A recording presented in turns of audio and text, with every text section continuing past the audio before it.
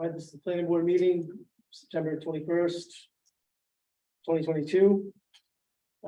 First item on the agenda is roll call with Michael Costello, John Beckett, David Thompson, Ashley Case, Judd McIntosh, Bob Bear, Lisa Buck, and Krista Switzer in attendance.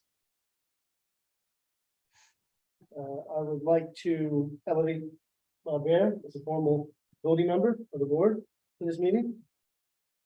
Next item on the agenda is acceptance of the agenda. Can I get a motion? So moved. Right.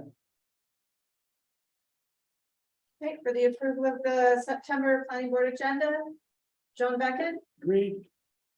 Michael Costello, Agreed. Krista Switzer, Agreed. Judd McIntosh, Agreed. Lisa Buck, Yes. Bob Bear, Approved. Dave Thompson. Approved. That's 7 for approval with none opposed. Next item on the agenda is the approval of the minutes of the August 17th, 2022 meeting. Are there any comments, edits?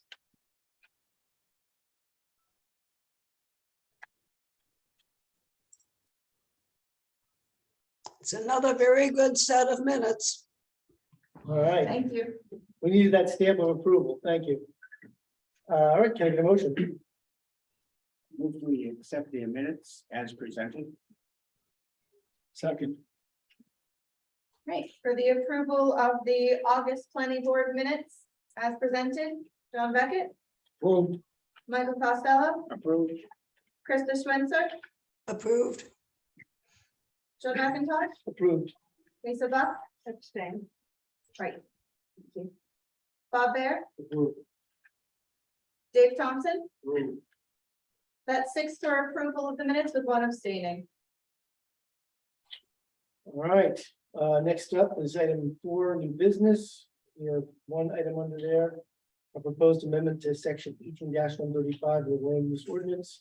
Off-street parking and loading to reduce the number of minimum required parking spaces for dwelling units. Kyle, you want to give us your overview? So I'm going to share my screen.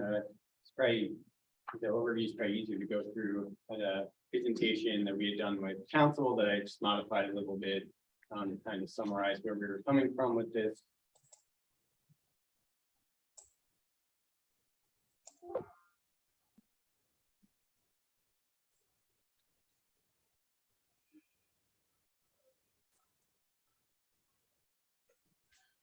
Krista, can you see that okay on your end? I can. Okay, great. All right, so, yeah, what this amendment is looking at is residential off-street parking requirements.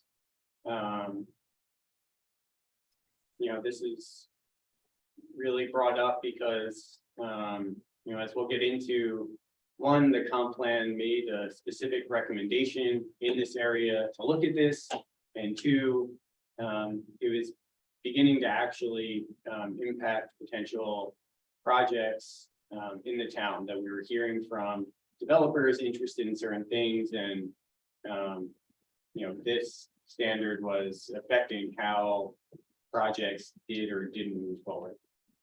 So we brought it up at the council committee level, who then recommended that we bring the proposed amendment before the planning board for the public hearing. When you look at the amendment itself, it's probably the shortest ordinance amendment we had. I mean, it's really just changing a couple of numbers there. Changing the required parking spaces from, before we had efficiency apartments, which are your studios. We're required to have 2 parking spaces per unit, and then every other dwelling unit had 3 spaces, and it's just adjusting those numbers a bit. But first, just to get into some basic foundational info, what is off-street parking? It's pretty self-explanatory. It's any parking that takes place off of the street, right? So driveways, private parking lots, parking garages, any public parking lot, anything like that. So really anything but your kind of by the curb on-street parking. Off-street parking minimums or minimum requirements are the number of spaces the community requires for a particular land use. So, we talk about this with every project. For an office, it might be measured by, you need one parking space for every 250 square feet of floor area. For a restaurant, you might need one space for every so many seats. And in this case, for dwelling units, there's usually, most communities have some number per dwelling unit for required parking. So, like I was talking about, the comp plan, specifically addressed this issue. It brought it up as, an issue, opportunity, depending on how you look at it. I talked about the impact of the current residential off-street parking standard, which is at 3 spaces per dwelling unit. And, the potential impacts that could have on things like open space, stormwater runoff, and efficient patterns of development. I think, as we'll touch on, there are a few other areas that off-street parking can impact in a negative way in a community. But, even, at this point, what was it, 7, 8 years ago when this was brought up in the comp plan, there were a number of concerns over the amount of required parking. So the goal, that kind of goes along with that issue opportunity is, the town's off-street parking standards will balance unique parking needs in a university town with the needs to preserve open space, limit impervious area, and design a walkable community. So, that parking standard was put in place for a reason, and as I'll touch on a little more in a bit, that reason is, largely that it's a university town and there's a lot of rental properties that go along with that. So more off-street parking was desired to be required. But where is that balance of having some of that off-street parking without creating restraints and problems in some of these other areas? So since the comp plan, in 2015, when it was adopted, off-street parking in general, not just for residential uses, but off-street parking just in general for everything, has become a pretty heavily talked about topic in the planning world. If you look at whether it's the American Planning Association or Strong Towns or any of the sort of planning advocacy groups, with large online presences or whatever it might be, reducing off-street parking minimums or abolishing off-street parking minimums altogether in some places or downtowns or cities, things like that, become a pretty big, a pretty popular thing to do in the past several years that a number of communities started to look into. So Orono's current requirement, as we were talking about, 3 spaces for every new dwelling unit, unless you have a studio, which is, there's no bedroom, it's just one livable room. In that case, it's 2 spaces. When we look at things like businesses in the village commercial, downtown, those businesses aren't required to provide any off-street parking because, the thought is they can take advantage of the, numerous public parking lots in the downtown area. But residential uses don't get to take advantage of that. They still have to provide those 3 spaces per dwelling unit. So even in, what's supposed to be our densest, most heavily growth center district in town, we're still requiring this, off-street parking requirement that really equates to a heavy reliance on auto traffic and that sort of transportation. So this approach, having the 3 spaces for every dwelling unit, it doesn't take in a number of factors, which I found pretty interesting. Really since I've been here, it doesn't matter what the size of the dwelling unit is. It doesn't matter how many people or bedrooms are in the unit. It doesn't matter, what type of occupancy it is. It's all the same. So, you could have a 5,000 square foot single family home with a family of 15 people. And it would have the same parking requirement as, you know, one person living in a tiny home by themselves. It's just the proportion and the scale, just don't make a ton of sense there. You know, but talking a little bit about why parking minimums were established in the first place, you know, it's pretty, you know, as I was saying, it's pretty popular line of thinking in planning circles now to want to reduce parking minimums, in some cases abolish them, and, you know, even in some places install parking maximums to prevent developers from putting too much parking in.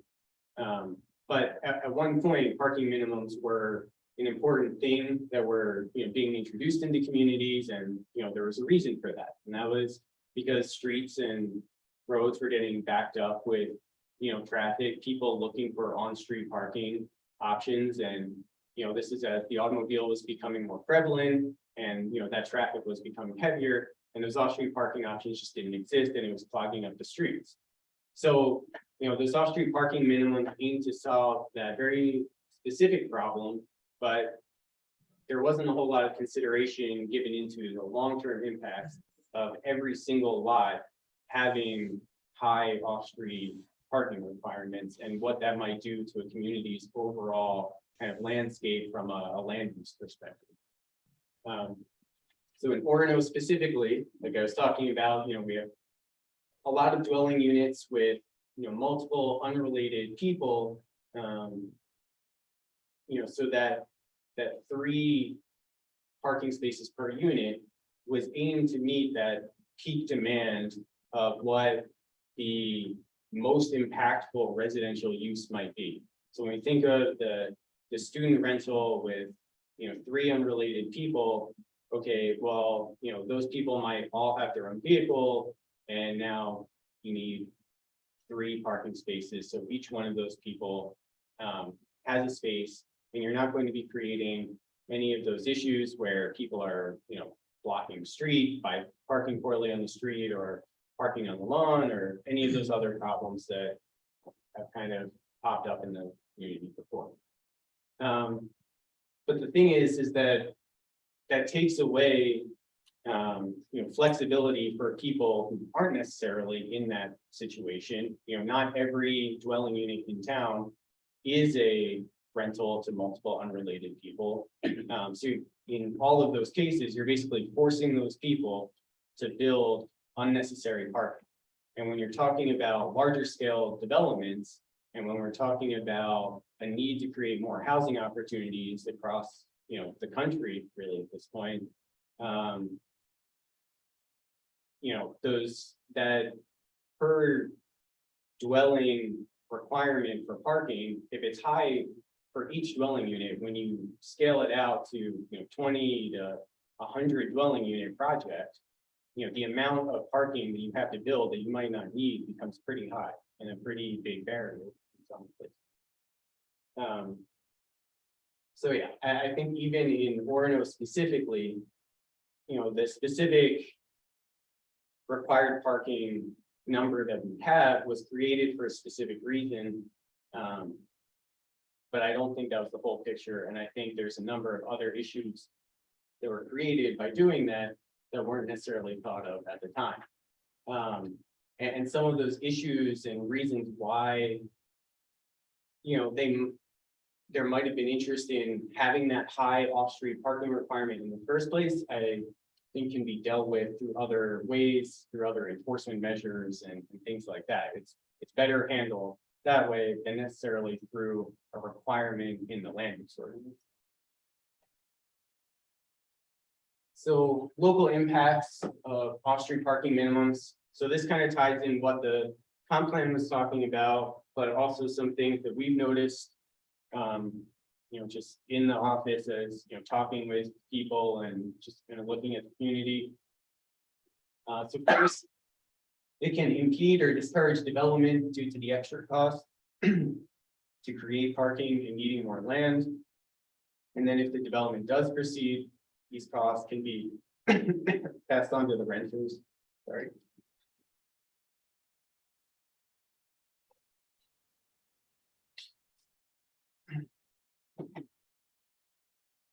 Second, it can lead to residential development with more bedrooms and fewer units. So in Orono, we talk a lot about sorry.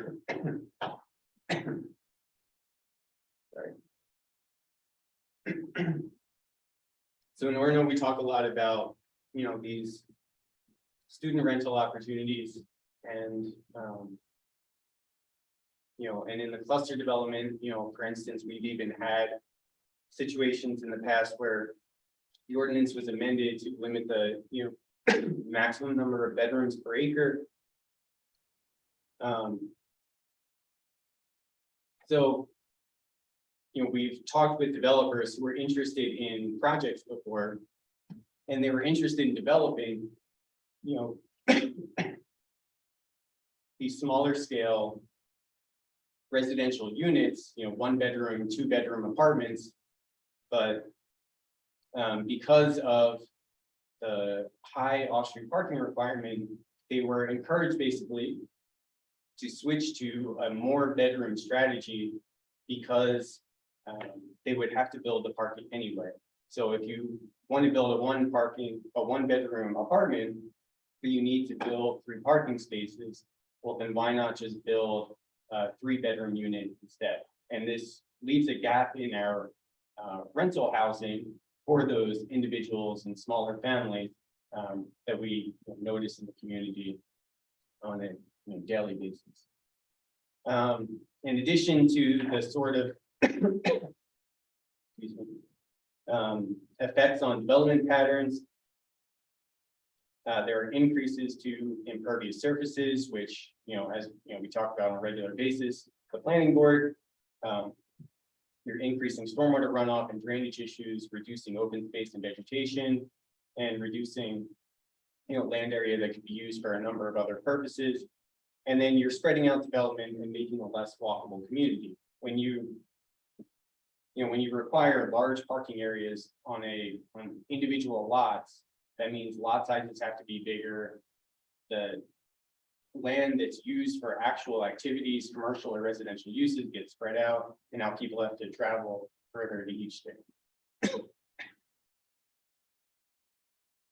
So this is just an example scenario that I put together of what a project might look like under the existing system and then the proposed system. If you assume a 9 by 18 parking space with a 24-foot travelway, which is what we require in the ordinance. If you're looking at a 20 unit, residential project, whether it's a cluster development or apartment building or whatever it is,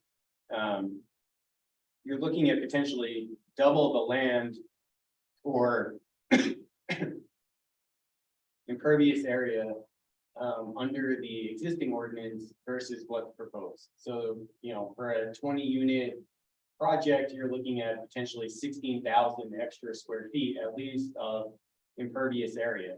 That 16,000 square feet, depending on, where you are in town, could be used for a lot of different things. It could be an amenity recreational space for that project itself. It could be split off into another lot to provide another land use altogether.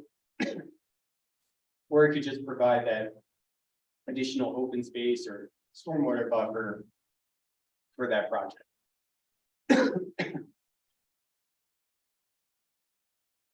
So these are some of the goals for establishing the new standards.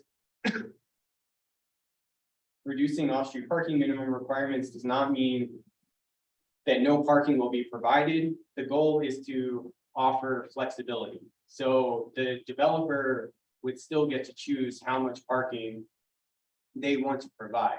There would be nothing in there that prevents people from providing additional parking. So if you wanted to build a unit or a house, with more bedrooms and have more people in there and, have that situation, you could provide that parking. but the thing is, you wouldn't have to. It gives the flexibility and affordability for individuals and developers to make that choice for themselves based on how they want to use the dwelling.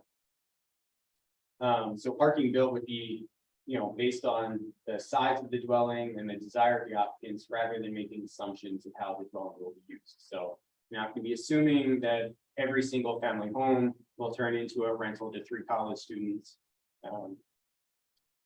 That small home that one person wants to live in, maybe they just have a small driveway, or that new multifamily structure that someone wants to convert their home into. And they want to have a few studios or 1-bedrooms, now they might only need 4 or 5 parking spaces instead of 15 parking spaces. And as I mentioned previously, this leaves more land available for open space and additional housing among other uses in the town. So then finally, so I can stop talking and let all you talk and drink some water. This is just some example off-street parking spaces, off-street parking requirements that we pulled from other towns and communities, in the surrounding area and other, kind of college towns in, in the region, this part of the country. I think it's important to note that Orono has a very high off-street parking requirement. You don't see 3 spaces per dwelling very often. 2 is already seen as high in some places, especially when you get into multifamily buildings or apartments, like those types of things. You usually start to see, like here, it dropped down to 1 or 1 and some fraction, which might add on to some amount of guest parking or something like that. But I think in all of the ordinances I've looked at, I don't think I came across any that the requirement was 3, which I think is why it was mentioned in the comp plan and really why we're bringing it up now. So with that, I'm going to turn it over to the board, and I'm happy to answer any questions or clarify anything.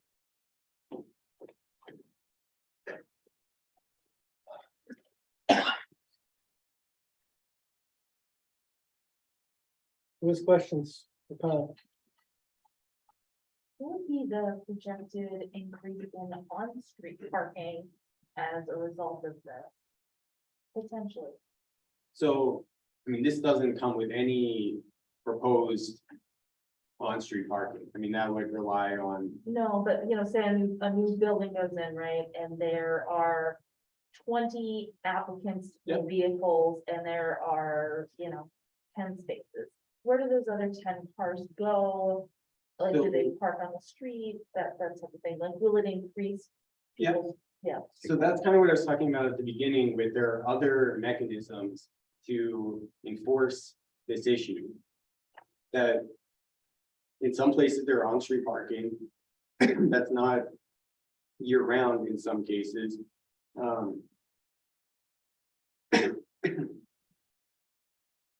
It really comes down to the developer building the amount of parking that they need for their use. If a developer doesn't build adequate parking and there isn't some permanent alternative, either on street or some public parking or agreement they can come up with a neighboring property or something like that, then it would come down to an enforcement issue. And they're not providing the parking that they need.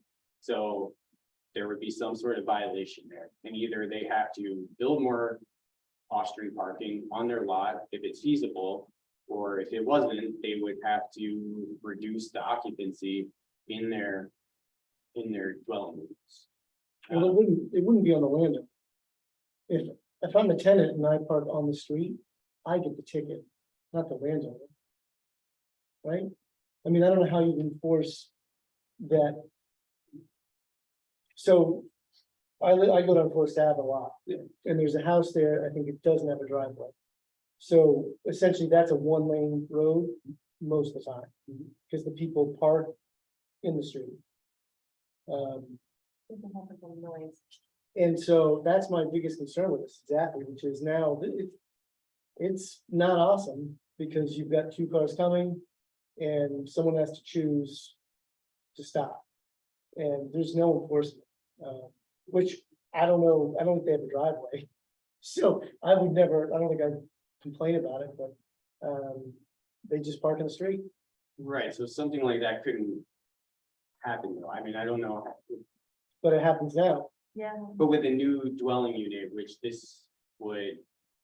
And like right now, you're required to build 3 off-street parking spaces. You couldn't have a house without it. Right, but if I built a house and I've got 3 people living there in 2 spaces. Someone's gonna park in the street if I have 3 cars, right? So if I have a house that I rent, I built it, and there's 2 spaces there. And there's 3 college students that rent it, and there's 3 cars. One of them's gonna park in the street. Right? Right, but if. That's still an enforcement issue. I mean, if you're parking in the street and you're allowed to park there all the time, then. Right, but if no one's enforcing it today. Why is someone gonna enforce it tomorrow? Well, it's still not a land use Yeah, issue. well, I see, you know, I guess the point I'm getting at is, our ordinance is preventing more of that today. But the negative is, what you said, we're creating a lot more, you know, impenetrable surfaces. And there's a lot of unused parking, I'm sure if you go to those big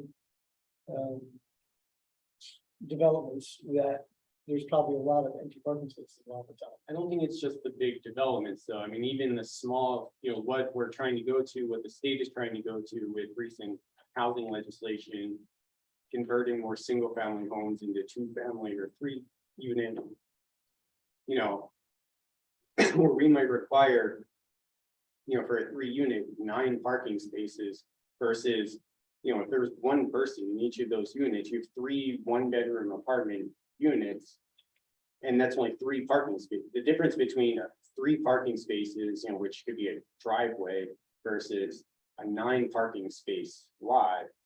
You know, on a large scale is pretty big. So I don't think it's just the massive residential complexes. I think we're looking for any sort of you know, housing growth. And I think what I really want to stress is this is by saying that you're requiring 3 spaces, you're encouraging those rentals to people with lots of cars, because you have to provide it anyway.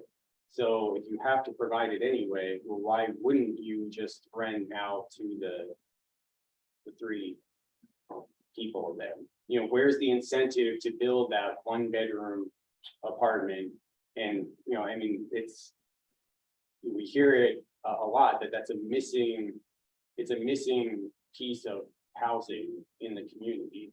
And Yeah, I mean, the reason it doesn't exist is the ROI. I mean, as a former landlord and one that is kind of in this, in other areas in Portland and stuff. It's just not there. Like, I make so much more money, especially with construction costs on a 3 and 4 bedroom. Yeah, because now I can triple what I charge a month and it's twice the space.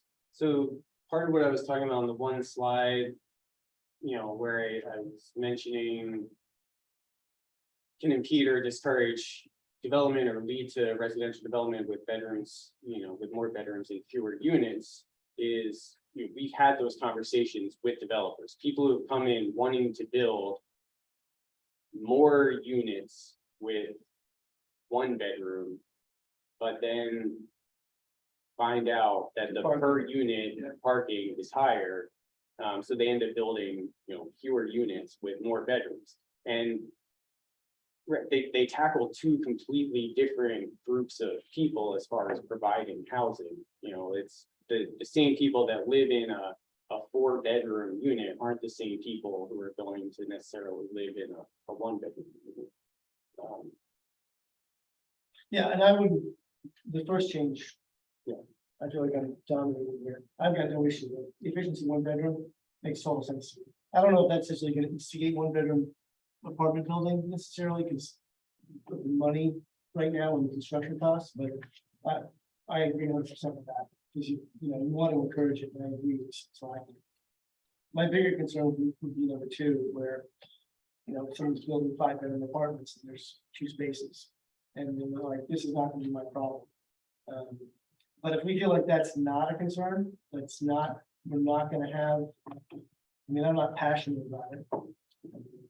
I've got just a very personal experience with more staff. And I think it could lead to more of those type situations. Yeah, I mean, I don't know, I know what you're referencing, I mean, I've driven on cars that, Sure.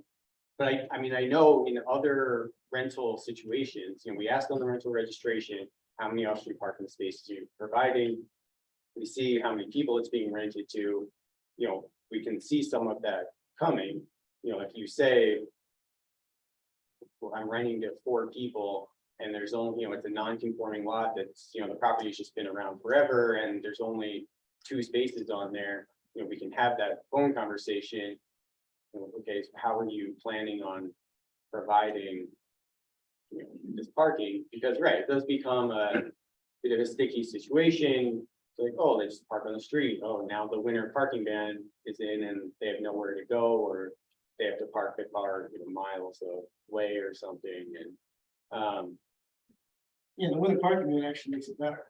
Because then it's not a one lane. but that's, road.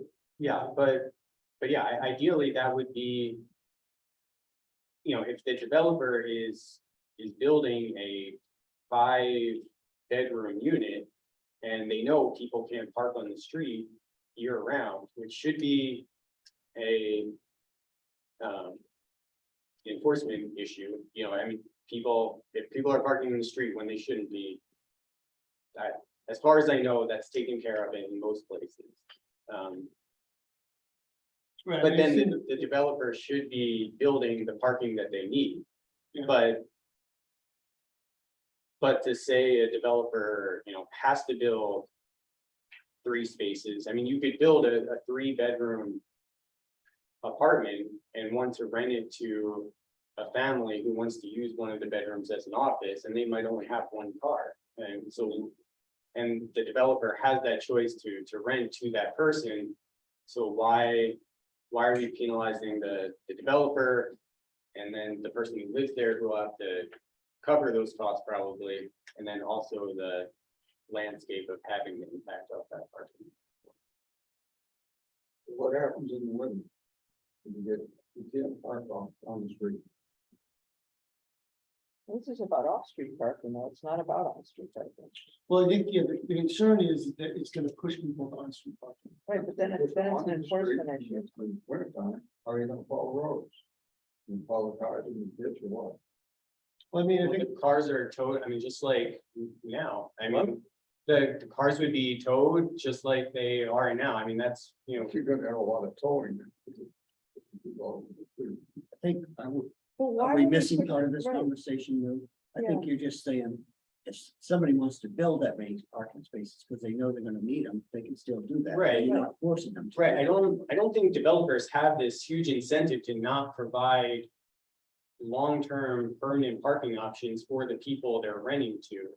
Why, if you're a renter, or, you're you have a rental property and now you have a reputation of, okay, you're renting to all these people and you don't have a year-round parking spot to offer, I don't think people are going to want to rent in that situation for very long. The developer still has the incentive to build the parking that they want. In a lot of cases, developers build more parking than they need. Look at the Ave, or, any of those big complexes, they all build far more parking than what they were required to do. And in any, smaller case, multifamily structure or 2-family, a developer could do the same thing. They could build ample parking. They could still build, if you're in the commercial too, where multifamily is allowed, you're allowed to have 5 unrelated people per dwelling unit. You have a duplex and you have 5 people in each one. Just because the ordinance only requires you to build 4 spaces, doesn't mean you can't build the 10 spaces. You know, if you want to rent the property to 10 people with 10 vehicles, it's still in your best interest to build those 10 spaces. And that's the logic behind reducing off-street parking minimums. It's to not base the required parking off of peak demand. It's to, reduce it, and then if people need more, they can choose to build more out of their own interest.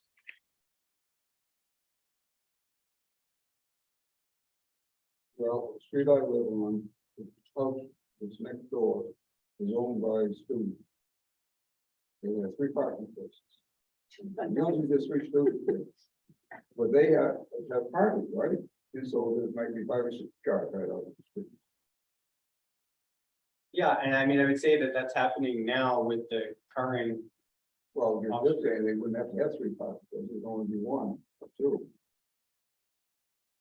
Yeah, the concern is this could make it worse, but But that still isn't a land use issue. It's part of the ordinance. It's an enforcement issue. If we make a decision to, say, each dwelling should have 2 spaces, then it becomes an enforcement thing about what happens when there's a party, right? Or what happens when it's snowing or whatever. But it's not a land use issue. So I'm looking at it as less impervious, stuff on the ground, right? So it's better for stormwater management. And in many cases, as Kyle says, the developer is looking to put people in this place, so they're gonna build enough parking. But what we have right now limits development because they're obliged to put 3 spaces in there. And they oftentimes don't need it. So that's how I'm looking at it. yeah, I mean, I think if I were to make any change to this, it'd probably be to leave most of this language intact and add another item to it, which is for, units with 4 or more bedrooms, 3 or more parking spaces or whatever, something like that, just to catch the outliers. But, maybe you're right, Kyle, that everyone's gonna do the right thing. I mean, that's maybe the difference here is I'm always looking at, because I do understand your point, which is I see land ordinance as a way to minimize the need for enforcement, because enforcement is expensive. And it doesn't always happen. It's just because there's more important things for police to do. And so that would be kind of my thought, but I'm not passionate about it. Yeah, my concern is like, right now, there's kind of a housing shortage, right? And in a housing shortage situation, the power is in the developer, the landlord's hands, right? So you could put some of that onus of parking on your tenants, because your tenants are gonna, if you have no options, you're gonna go with your only option, regardless of whether it provides adequate parking, and you'll deal with those issues as they come along. Right, so like, I'm also maybe seeing that in people too, I don't know, but like I said, in this kind of a market, landlords can sometimes put that stress on their tenants. That's not to say they will, or that's what's going to happen. I'm just kind of like thinking about enforcement later down the road, if that is going to be an issue, and I don't know if it will be, but. Yeah, I mean, they will, like, as a landlord. If I rented to 4 people and I had 2 spaces, I'd be like, that's your problem. Because it's not my problem. You sign the lease, you give me your money, and if you're parking on the street, that's your car, your problem. It's not my problem. That doesn't mean they won't do the right thing, because it could be a selling thing, right, Kyle, like you're saying, which is people are gonna look for the 4 spaces. If they have 4 cars and they want that, they prefer it, but as you said, if there's, my only option is a 4-bedroom, 2 space. So anyways, I'm not passionate about it. I think more experiencing the on-street parking all the time, almost every day, was kind of giving me some pause with it. Sounds like you experience it as well, but. My only issue is there's one truck on Noid that's so big, and I've almost had like accidents multiple times because it's always parked there. Right. The largest vehicle. Come on, guys. Put the compact car on the street. Anyways, but yeah, that, I wonder if that's a situation that might arise more, but again, it might not. I don't know. It's just like, is this gonna happen? Right? And if it does, what does enforcement look like? What, just out of curiosity, if this was part of the comp plan, why is it coming now? Because the comp plan was done years ago. So has this been discussed before by the planning board? Not that I'm aware of. I mean, there's a lot of things in the comp plan that we still haven't gotten to. Okay. It was just to look at it. There was no specifics. There was a lot of stuff in that of, this seems like a good idea, or that would be a good idea. Because I definitely think like the blanket tree is crazy. Like that seems wrong. Well, we are both saying this, so we both agree that it wasn't working, we'll change it back. Yeah, I mean, No, because right for a year, it doesn't work. Yeah, I think we- But if members of the public, they have given this to you. you're right. We should open this to the public. My God. Belle, is there anyone there that would like to talk? There's nobody with their hand raised. Okay.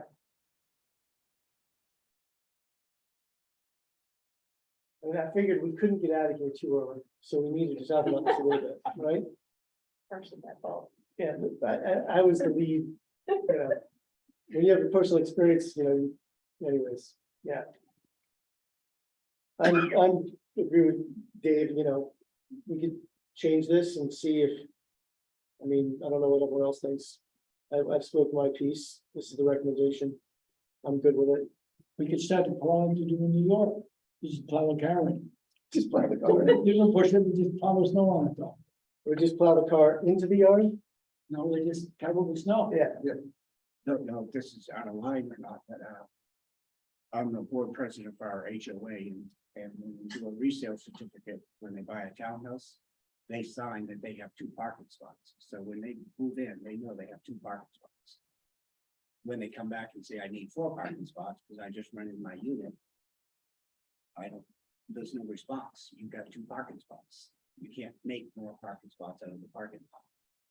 So they know going into it, how many parking spots you have. which the landlords do, I'm sure. Right, so anyone that has a property, if they say this is how many parking spots I have, this is how many I have. And if they need more, then it's up to them to want more. Is that about your thinking, or is that where this is going? You're not forcing someone to make more parking spots, if they already had enough parking spots in the first place. Right. Yeah, I mean, I think I think there are a number of things that could be worked on to address some of the problems. We keep looking at the rental registration each time when it comes in, when we see those situations where he's right. It's also possible that you could have a rental property and rent to someone who doesn't own the car at all. Someone could live downtown and they could go to university and they could take the bus to the place that they need to, or ride a bike everywhere. I mean, there are people in the community who do that.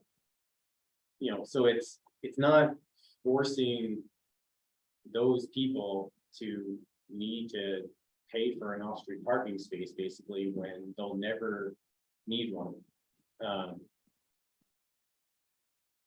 But yeah, it's, I think it's, looking at things like the rental registration and monitoring those situations, kind of preemptively asking questions, and we notice things like that. So, we avoid situations where it's like, okay, some, person rented a unit and assuming that they could park on the street all year, and now it's winter parking ban and they're out of luck and, they have nowhere to park their car and they can't move anywhere else. And, obviously that you don't want to be in that situation.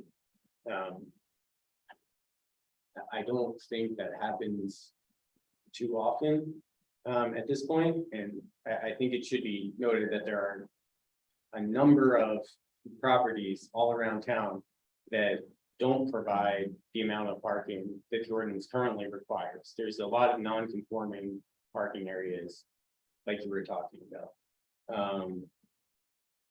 But also just better, providing more outreach on, to renters, to check on that sort of thing when they're looking at properties.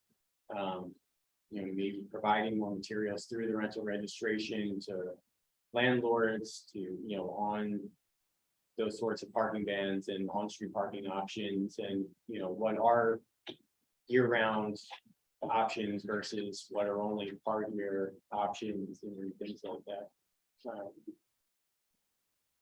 But yeah, I don't necessarily see it as a land use issue. I think a lot of, traffic planning and, parking requirements, both residential and commercial, are based off of peak situations that are rarely, if ever, fully realized, and especially not in every situation. And to base a minimum requirement off of the, worst case scenario. Yeah, it seems a little crazy. And so the comp plan did recommend specifically going to this per bedroom method. It didn't give this specific breakdown of this bedroom equals this space. So comments like, yours about, should there be another tier with a higher number of bedrooms and a higher number of spaces? I mean, that's feedback I would, take back to the council and see if there was interest there. Because we do have, there's, that says 2+ dwelling units with 2 or more bedrooms. Right, in our, in the districts in town where we allow multifamily, you can have 5 unrelated people. So, in those situations, right, you'd have 4, 5 bedrooms, do you require more parking in those situations? But then in those situations, those are usually the bigger complexes that are already providing more parking than what they need anyway. Because for them, they're not going to provide 3 spaces per unit when they know that they're renting to 5 different individuals. So it goes back to what I was talking about. So we either vote to approve, recommend to the board that this be passed or amended or not, right? That's what we need to do. Yeah, so the goal of the board with, any ordinance amendment is to make a recommendation to council if the amendment is consistent with the comp plan. And if any, adjustments are recommended. Do we have a consensus on this?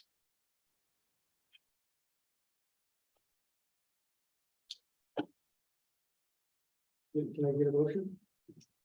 We need to vote on it, or we don't need to vote on it? Don't we need to We vote? usually do a motion. Okay. So recommend, if you do, then. All right, I move that we accept the changes outlined in this document about parking requirements. Is that good enough? Or do you want me to read them out? I don't think you have to read it out. Maybe just a motion to recommend to the council the proposed changes. Say that again? A motion to recommend to the council the proposed changes. Yes, I propose that we recommend to the council the proposed changes. I'll second that. All right, to recommend the ordinance with the proposed changes to council, or I'm sorry, the amended ordinance with proposed changes to council, John Beckett, Agreed. Michael Costello, Agreed. Krista Switzer,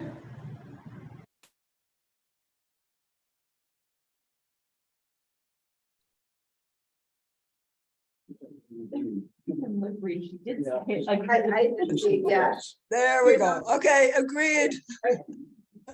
Judd McIntosh, Approved, yep. Lisa Buck, Agreed. Bob Bear, Dave Thompson. Abstain. That's 6 to recommend to council with 1 abstaining. All right, that's the end of new business. Item 5 is discussion. Do you want to talk about next month, Kyle, or? Yeah, I mean, I can just say it's gonna be a busier meeting. We have, I think, at least 3 things on the agenda for next month, possibly 4. You still gonna be back? I haven't heard from him. I'm assuming so. I'll reach out to him. Need to make sure. Sure. it's there. Yeah. Yeah, I mean, he didn't say he wasn't going to be here, so I assume. But yeah, there is potentially another contract zone for a project that was, just a council committee for discussion. And then a couple smaller site plans that have been applied for in the last week or so. Where did Tyler Technologies end up at? Are they tearing that down and rebuilding? So that. Sorry, council- Kyle, can I just interrupt for a minute? I need to make sure that everybody is speaking to the owl. I think you guys have started to forget that we're hybrid still. Thanks, Bill. People are a little difficult to hear. Thank you. Okay. I asked, where was Tyler Technologies? Where did we leave off of that property? Yeah, so the council approved the contract zone at the September meeting. So that's pretty much all done from an approval standpoint. They just have to, the contract zone, it doesn't go into effect until 30 days after the council approval. But that'll be all set as far as the approvals go. I'm not sure exactly when the construction will start. We haven't had the pre-construction meeting yet. But sometime in the next couple of months, I imagine that'll happen. Okay. All right, adjournment to the next item. Can I get a motion? Move that we adjourn. Second. To adjourn the September planning board meeting, John Becker, Agreed. Michael Costello, Agreed. Krista Switzer, Agreed. John McIntosh, Agreed. Lisa Buck, Yes. Dick Thompson, Bob Bear, 7 to adjourn.